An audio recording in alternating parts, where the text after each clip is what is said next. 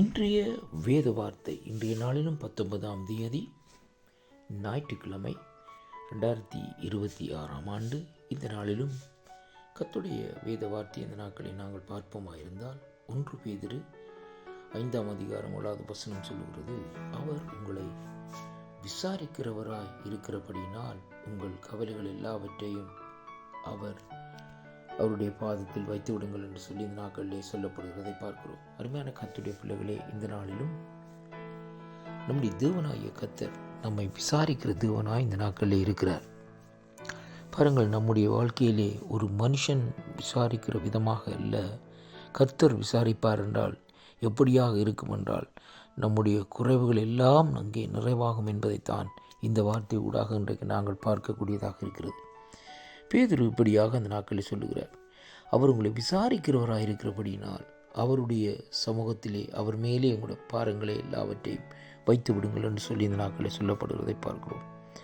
அன்பு பிள்ளைகளே, நம்முடைய வாழ்க்கையிலே அநேக பாரங்கள், அநேக நெருக்கங்கள், அநேக உபத்திரவங்கள், இப்படியான சூழ்நிலையில் நாங்கள் இந்த நாட்களில் தள்ளப்பட்டிருக்கிறோம்.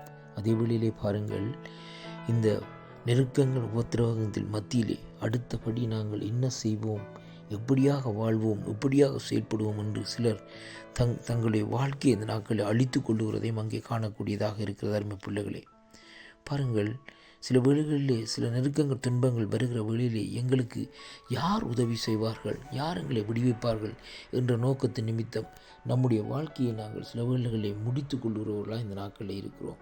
ஆனாலும் கர்த்தருடைய வார்த்தை சொல்லுகிற இந்த நாட்களிலே அவர் உங்களை விசாரிக்கிறவராய் இருக்கிறபடினால் அவர் மேலே உங்களுடைய பாரத்தை வைத்து விடுங்கள் என்று சொல்லி இந்த நாட்களில் சொல்லப்படுகிறதை பார்க்கிறோம்.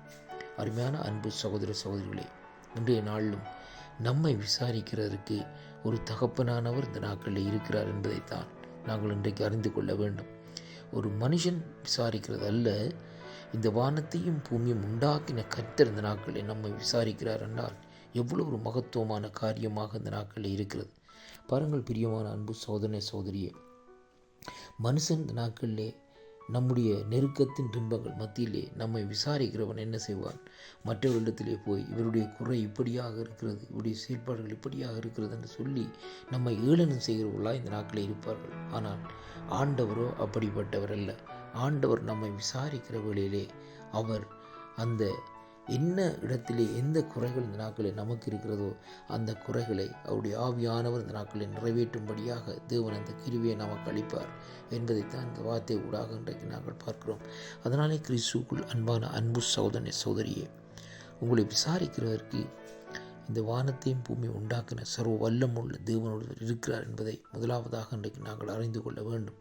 அப்படியாக நாங்கள் அறிந்து கொள்வோமா இருந்தால் இந்த நாட்களிலே நாங்கள் அப்படி விசாரிக்கப்படுகிற வேளையிலே இந்த நாட்களிலே தேவனுக்கு இந்த நாட்களிலே நன்றி சொல்லி இந்த நாட்களிலே அவருடைய சமூகத்திலே காரியங்களை இந்த நாட்களிலே வைப்போமாக இருந்தால் அங்கே தேவன் எல்லாவற்றையும் சீரும் சிறப்புமாக செய்து இந்த நாட்களிலே நமக்கு தர தேவன் வல்லவராக இருக்கிறார் என்பதைத்தான் கர்த்தருடைய வார்த்தை இந்த நாட்களிலே நமக்கு சொல்லுகிறதை பார்க்கிறோம். அருமையான அன்பு பிள்ளைகளே, நம்முடைய வாழ்க்கையில் வருகிற நெருக்கங்களாக இருந்தாலும், என்ன பிரச்சனைகளாக இருந்தாலும், நிந்தைகளாக இருந்தாலும், உபத்திரவங்களாக இருந்தாலும் அவருடைய பாதத்தண்டையில் இந்த நாட்களை கொண்டு வாருங்கள். அவர்தான் உங்களை சரியாக விசாரித்து அந்த காரியத்திற்கு ஏற்ற பதிலை இந்த நாட்களில் தர வல்லவராக இருக்கிறார் என்பதைத்தான் கர்த்தருடைய வார்த்தை இந்த நாட்களில் நமக்கு சொல்லுகிறது. அதனாலே அன்பு பிள்ளைகளே, நெருக்கங்கள் துன்பங்கள் மத்தியில் வாழ்ந்து கொண்டிருக்கிற நீங்கள் ஆண்டவராகிய இயேசு கிறிஸ்து அண்டையிலே வாருங்கள்.